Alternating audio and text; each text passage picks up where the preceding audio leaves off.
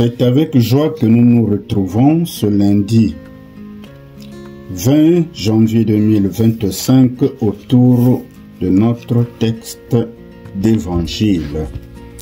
Nous allons méditer le texte de Marc 2, versets 18 à 22.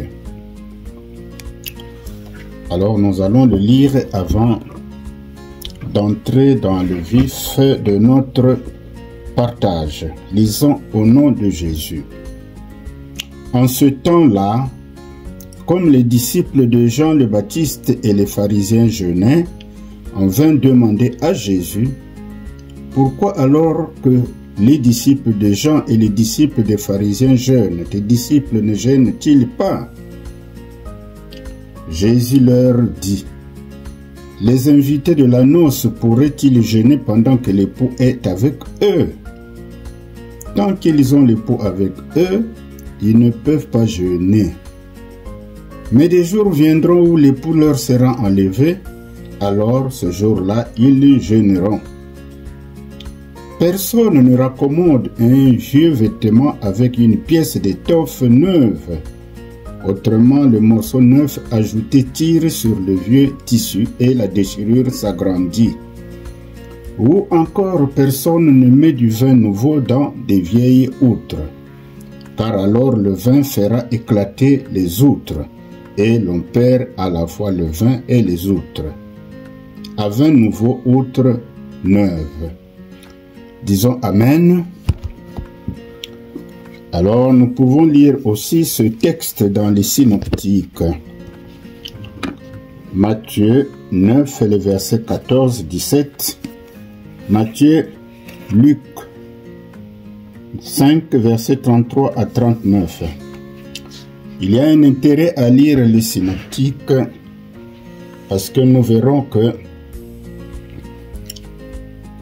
dans le texte de Matthieu, ce sont les disciples de Jean-Baptiste qui viennent voir Jésus pour lui demander pourquoi tes disciples ne jeûnent-ils pas. Cependant, dans le texte qui nous concerne, celui de Marc, il s'agit des pharisiens. Mais pour découvrir cela, il faut repartir dans le texte précédent qui parle de l'appel et de la vocation de Lévi. Alors, pourquoi tes disciples ne jeûnent-ils pas? Alors, c'est une question qui semble préoccuper les disciples de Jean-Baptiste et les pharisiens, à laquelle Jésus doit apporter des éléments de réponse. Avant de nous concentrer sur la réponse donnée par Jésus, essayons avant tout de replacer la question du jeûne dans son contexte. Alors, nous allons rapprocher le jeûne des pharisiens avec celui des disciples de Jean. D'après la tradition de l'époque, les pharisiens pratiquaient le jeûne 2 fois par semaine afin de montrer aux autres combien ils sont saints.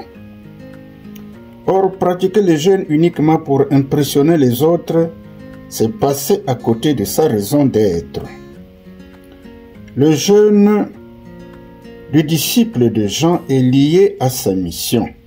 La mission de Jean-Baptiste comporte 2 objectifs, à savoir amener ses contemporains à changer d'attitude et à renoncer au péché, puis les préparer pour la venue du Messie.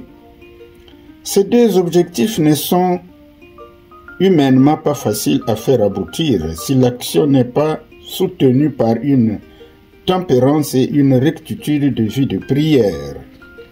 C'est la raison essentielle du jeûne pratiqué par les disciples de Jean. De ce point de vue, le jeûne est un signe extérieur d'abaissement et l'expression du regret que l'on a d'avoir péché. C'est donc une discipline intérieure qui purifie la pensée et permet à l'esprit d'être alerte. En somme, le jeûne conduit à une privation de nourriture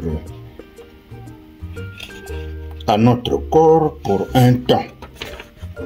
Cependant, la repentance reconditionne notre corps pour l'aligner sur celle de Jésus. Une fois que nous avons fait le rapprochement du jeûne des pharisiens et de celui des disciples de Jean, venons-en à la raison du non-jeûne des disciples de Jésus.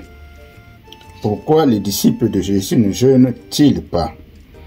En scrutant les évangiles, nous remarquons que Jésus utilise souvent des images pour illustrer son message. C'est le cas dans ce texte. En répondant à la question qui lui est posée, sa réponse va au-delà de la question du jeûne. Et pour cela, il utilise 3 images. Rappelons que la question posée à Jésus est celle-ci. Pourquoi tes disciples ne jeûnent-ils pas alors que ceux de Jean-Baptiste jeûnent? Alors, Jésus utilise des images, nous disions. Alors, première image que Jésus doit utiliser dans ce texte, c'est que lui-même se compare à un jeune marié.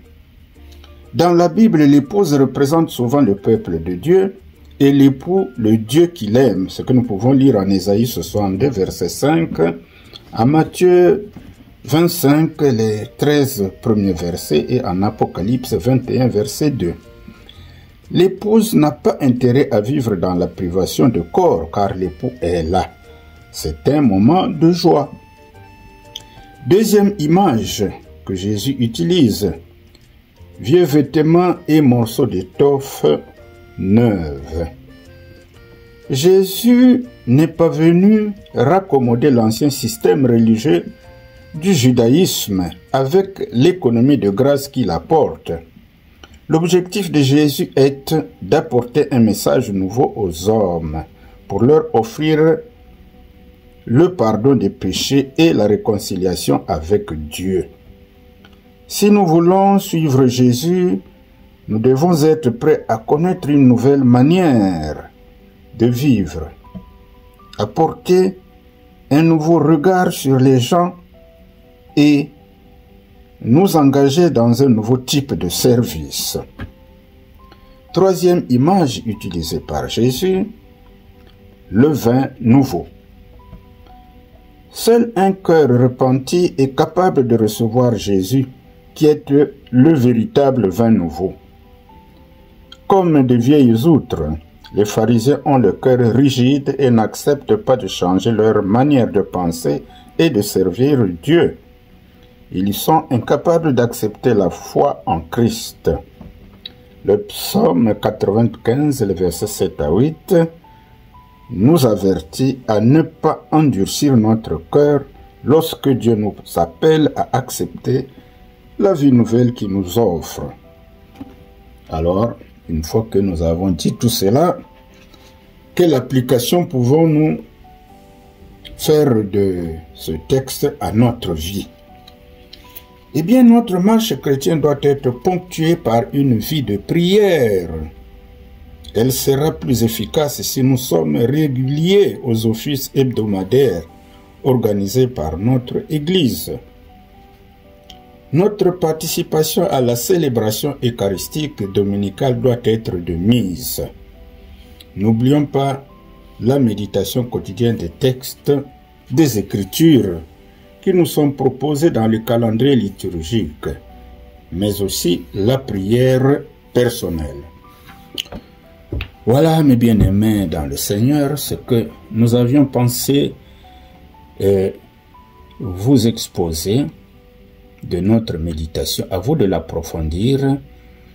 Likez, partagez et abonnez-vous pour que nous cheminons tous ensemble vers une vie de félicité éternelle.